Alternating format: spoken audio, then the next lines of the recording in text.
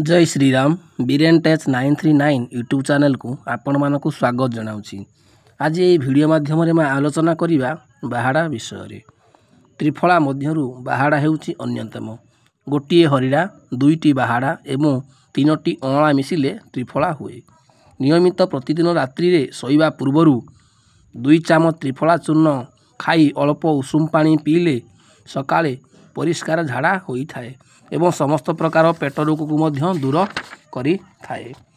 प्रतिदिन सकाळे संध्यारे त्रिफला चूर्ण 2 चामच खाई 1 ग्लास उषुम क्षीर पीले शरीर दुर्बलता दूर होइथाए एवं शरीर हृष्टपुष्ट होइथाए।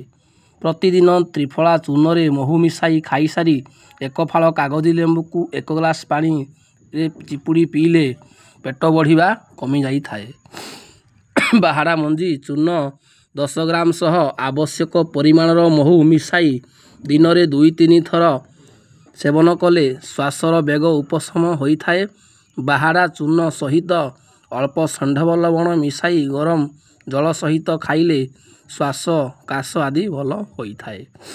मुंडरू बाल झड़ुथिले बाहाड़ा चूर्ण पानी रे पकाई दिन को 2-3 थर मालिश कले बाल झड़िबा बंद होइथाए।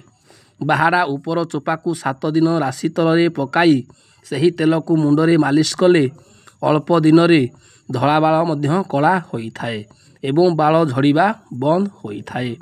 बाल मूल शक्त होइथाए। यह मस्तिष्क विकृति भ्रम इत्यादि को मध्य दूर करिथाए। बाहाड़ा मंदिर शस को जल सहित आखि घोरी आखि रे लगाइले सबु प्रकार चक्षु रोग भल होइथाए। एबे आसंतु जानिबा केतोटी साधारण रोगर चिकित्सा प्रणाली।